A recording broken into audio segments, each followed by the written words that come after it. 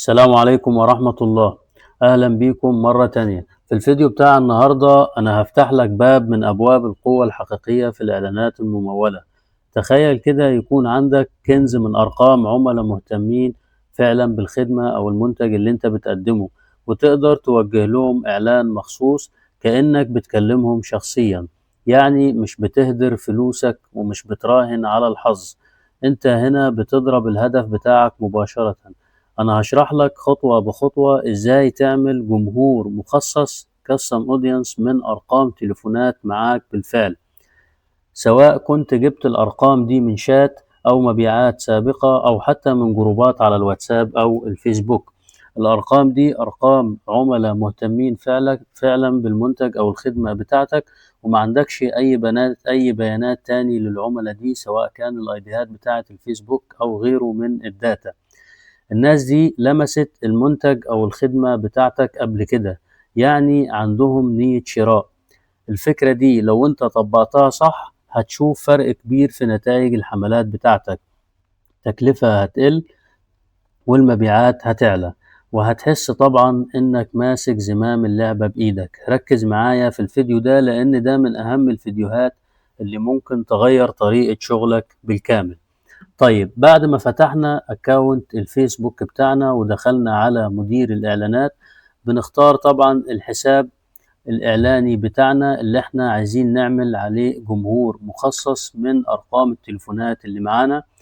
فبعد ما دخلنا على الحساب الاعلاني بنيجي هنا كده نضغط على الجماهير، وممكن برضو نضغط هنا على كل الادوات الثلاث شرط اللي تحت دول، وهنلاقي برضو هنا الجماهير موجودة فوق. فبعد ما دخلنا على الجماهير هنلاقي طبعا في حاجة عندنا اسمها إنشاء جمهور.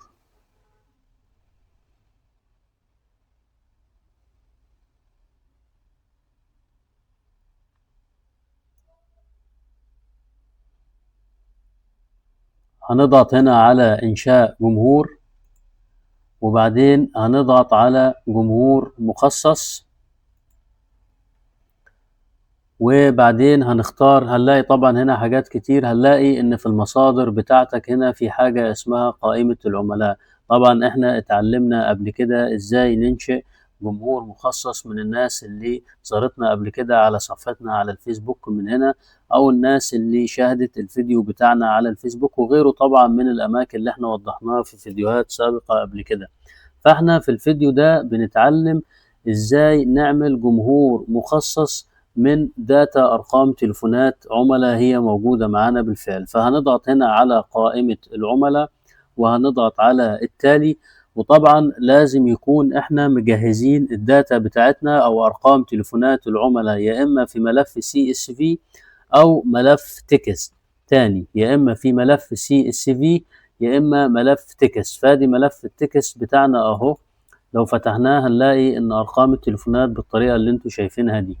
طيب، هنرجع تاني لمدير الاعلانات وفي الجمهور. بعد ما ضغطنا على انشاء جمهور مخصص واخترنا قائمة العملاء فبنضغط على التالي هنا، وبعدين هنا بيقول لي لو انت عايز تحمل الملف لازم تحمل او الملف بتاعك يدعم السي اس في او التكست فايل. طبعا احنا ظبطناه في تكست فايل زي ما انا وريتكم دلوقتي. فهنضغط هنا على اختيار ملف على جهازك، وهنختار الملف بتاعنا اهو من المكان اللي احنا حاطينه فيه، وبعدين هيتحمل معايا الملف بالطريقة دي. هتنزل تحت هنا هتسمي الجمهور بتاعك، وليكن مثلا أرقام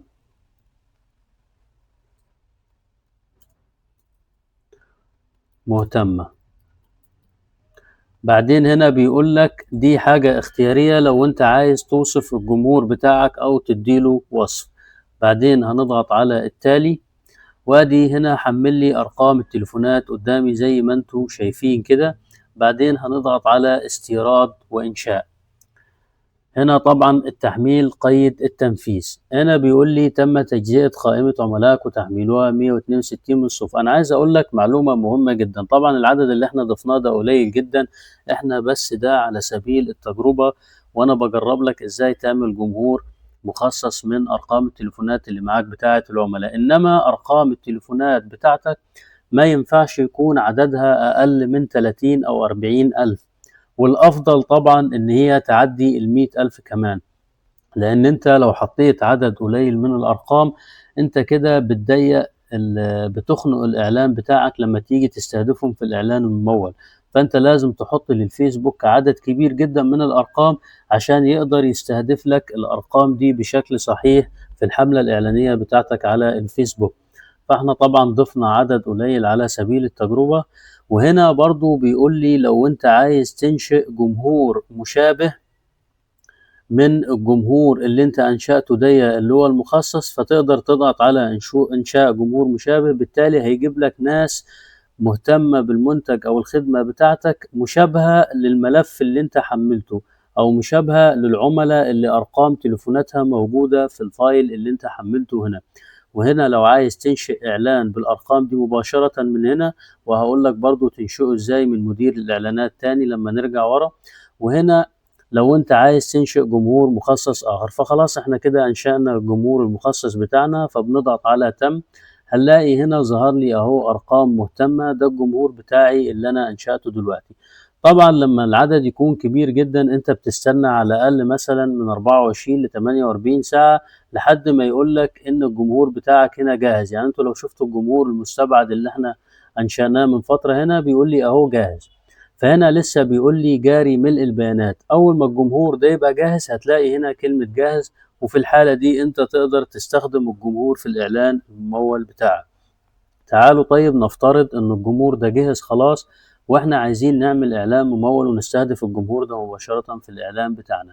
هنرجع تاني كده على مدير الاعلانات بتاعنا، وهنكريت او ننشئ حملة عادي من هنا، نفس الخطوات العادية بتاعتنا. وهنضغط مثلا على هدف التفاعل على سبيل المثال، وبعدين هنضغط على متابعة، وهنختار هنا حملة إعلانية يدوية تستخدم هدف التفاعل، وبعدين هنضغط على متابعة، وهنكمل البيانات بتاعتنا عادي، وهندخل على المجموعة الإعلانية، وهننزل تحت في المجموعة الإعلانية بتاعتنا بعد طبعا ما نحدد الصفحة بتاعتنا والميزانية والكلام ده كله زي ما احنا عارفين. هننزل تحت هنا هنلاقي جمهور باستخدام ادفانتج، هنلاقي تحتها اقتراح جمهور اختياري. طبعا انا قاصد ان انا اشرح لكم باللغة العربية عشان الناس اللي ما بتحبش اللغة الإنجليزية. طيب هنضغط هنا على اقتراح جمهور اختياري، هلاقي حاجة ظهرت لي هنا اسمها الجماهير المخصصة. فلو أنا ضغطت هنا كليك شمال هلاقيه بيجيب لي كل الجماهير المخصصة اللي أنا أنشأتها قبل كده في الجماهير بتاعتي على الحساب الإعلاني.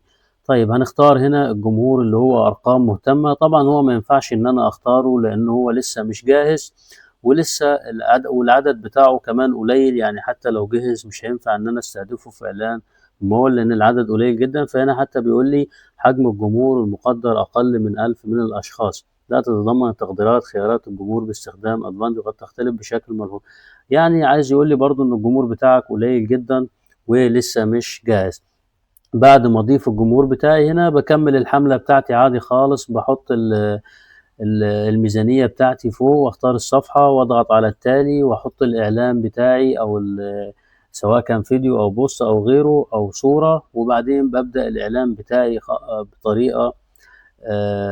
بالطريقة بتاعتنا العادية. هلاقي ان انا في الحالة دي كده استهدفت الجمهور بارقام التليفونات اللي انا عملت منها جمهور مخصص.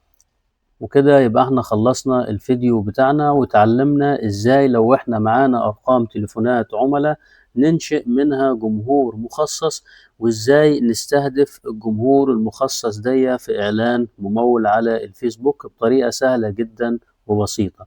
يا رب يكون استفدتوا من الفيديو، وشكرا والسلام عليكم ورحمة الله وبركاته. لو استفدت من الفيديو ما تنساش تعمل لايك وتشترك في القناة وتفعل الجرس علشان توصلك الفيديوهات أول بأول. تابعني كمان على كل منصاتي، هقدم لك شروحات مبسطة في التسويق الرقمي والإعلانات الممولة والعمل الحر، وكل يوم هتلاقي محتوى جديد هيساعدك تبدأ وتشتغل أونلاين وتروج لمنتجاتك أو خدماتك بخطوات بسيطة.